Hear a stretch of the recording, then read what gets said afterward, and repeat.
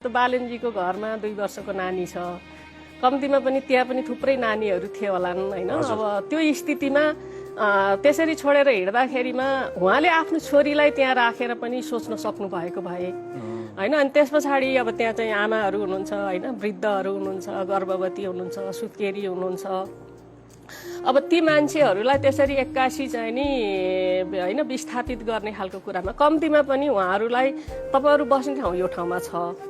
त्यसले गर्दाखेरि ल तपाईहरु चाहिँ जो चाहिँ आफ्नो कहीँ पनि हैन केही नभएको हैन रियल सुकुम्बासीहरू हुनुहुन्छ, तपाईहरु चाहिँ आउनुस् फलानु ठाउँमा चाहिँ हामीले व्यवस्था गर्छौं।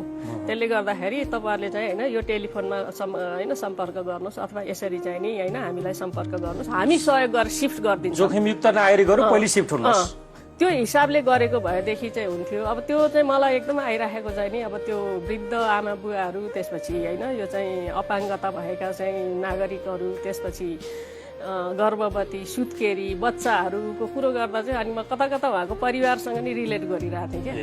किन भन्दा उहाँको श्रीमती त फेरि लैङ्गिक अध्ययन गरेको हैन, फर्मल्ली लैङ्गिक अध्ययन गरेको चाहिँ व्यक्ति पनि हो। त्यसले गर्दाखेरि अब घरैमा पनि आफ्नो हैन श्रीमतीले पढेको कुरा, घरमा चाहिँ नि छोरी हैन आमा, यो सबै कुरालाई गरेको त्यसले चाहिँ यो काम गर्नै पर्ने थियो।